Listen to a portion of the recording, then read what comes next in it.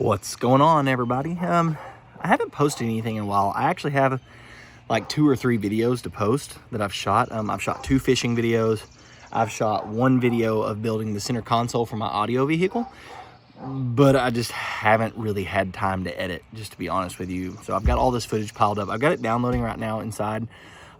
We got a little bit different project going here. My daughter, my 8-year-old, has been getting into fishing with me, and we have been going pretty often, and she really seems like she's going to stick with it. We've been going out in the bow fishing boat, which you can bass fish out of a bow fishing boat. You can bow fish, or you can bass fish out of anything that floats, I guess. But you know, there is a difference between does it fish or does it fish well. It's not the easiest thing with the rails. It's hard to cast over the rails and stuff in the bow fishing boat. So a few years ago, if you've watched the channel for any time at all, I wasn't really like super into making videos when I got this boat, but I bought a 21-foot Charger bass boat. Absolutely gorgeous boat. 225 Mercury EFI on the back, 101-pound thrust trolling motor. Great boat. I went into a little bit of a spot with it.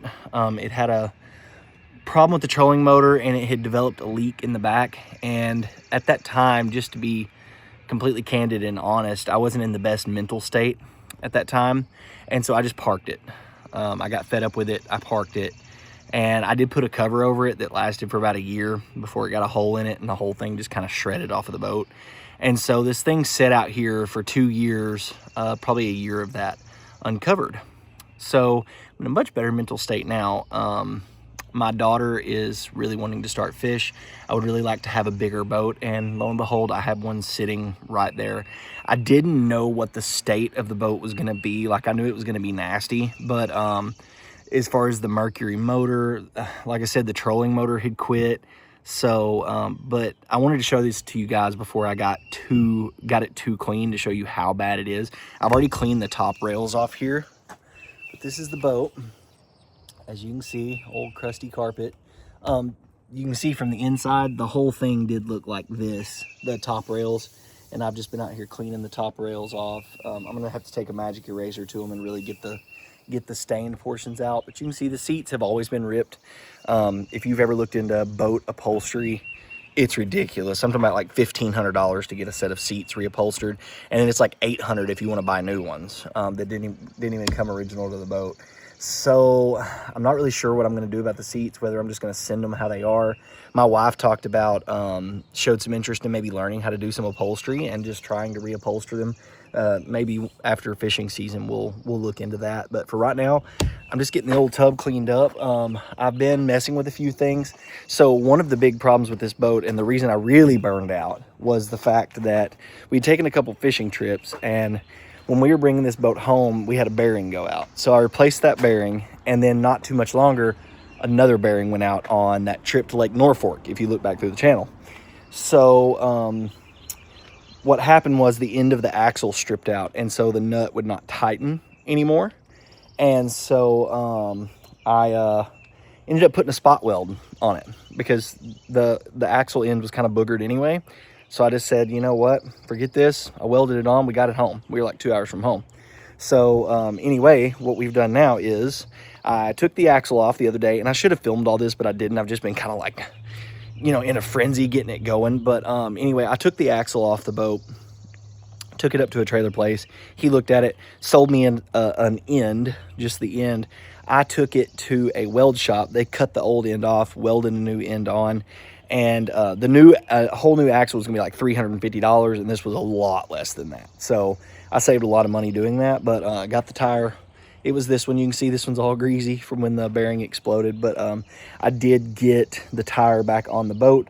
As far as I can tell, she's ready to run as far as the trailer goes. Now, as far as the boat goes, the first thing I checked was the motor. That's the main thing to check on any bass boat that you're going to buy. That's going to be your most costly thing on the boat. So I checked the motor. You guys ain't going to believe it. It's got 2-year-old gas in it. I stuck a hot battery to it, and it popped off like it was running yesterday. Like, I mean, it popped off and ran gray. I'm still going to have to check the water impeller on it. I'm not really sure. I haven't hooked muffs up to it yet. Like I said, I just bumped it off. It idled. I turned it right back off. But I'm gonna hook the water muffs up to it probably this afternoon and see what the, make sure the water impeller's pumping water and all that. I think I had replaced that when I first got the boat, but I don't really remember, to tell you the truth. So what we're doing now is, though, I found out I'm so dumb on the trolling motor quitting. I found a circuit breaker. It's a very old circuit breaker. Pushed the little button back in, and sure enough, trolling motor works fine. It was just my dumb self. You guys aren't gonna believe this. These graphs have been out here for 2 years. This is a Lowrance Elite 9-inch graph, and then I've got a Lowrance little 4-inch graph in the front. They both worked flawlessly. I hooked up the power. They both powered right on. The bilge pump works. I think one of the live wells worked and one didn't. I'm gonna have to check and make sure on that.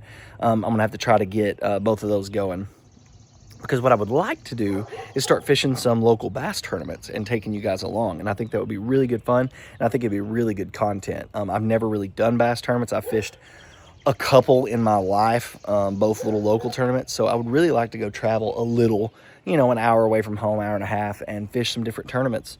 I know they have a ton on Greers Ferry Lake, which is like an hour right up the road.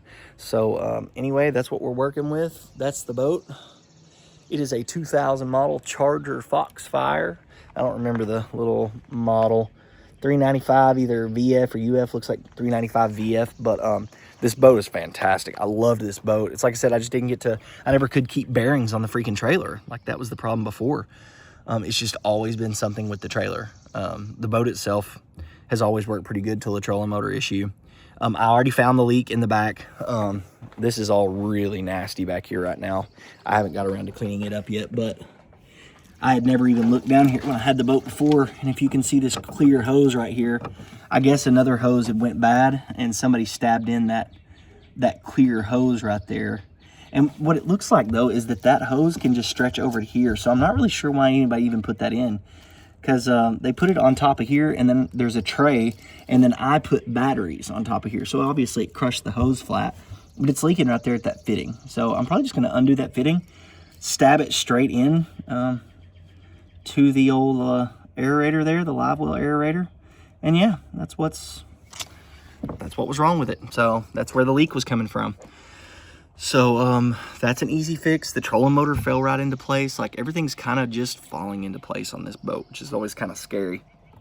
If you know anything about restoring boats, things don't usually just fall into place, but it kind of is on this. I want to get some of the wiring figured out. As you can tell, I've pulled out a bunch of this rat's nest of wiring. I'm going to get all that bundled back together and straight, where if there is a problem, you can find, what you want, find out what wire does what, maybe rewire some things. But everything's shaping up. It's gonna be a lot of fun. So one very unpopular opinion, everybody was telling me to go back with carpet, new carpet. I'm actually gonna go EVA foam, because we put that on the bow fishing boat, and man, I've loved it. And yeah, I don't think it's gonna look as good as the carpet, but as far as comfort goes, man, you can't beat it. So that's what we're going back with. That should be fun and interesting to figure out. We're just gonna cut templates, but I'll take you guys through that. I'm just gonna post this as a little solo video by itself, just of things to come. But I'm very excited to get this boat going. So if you want to stay around for the boat rebuild, the boat restoration, I'm not sure what the title of the video will be sure and throw a like and subscribe, and stay tuned. Like I said, I've got a Greers Ferry Lake fishing trip coming out. I've got a bow fishing trip that wasn't very productive, but it was fun, so I'm gonna go ahead and post it. Probably won't be a very long video. And then I have a center console build for my audio rig, but I'm not sure if I want to keep going down that route, because the audio vlogs are getting no views whatsoever. The fishing's definitely doing better. So anyway, go check out the channel, like, subscribe. Have a good one. See ya.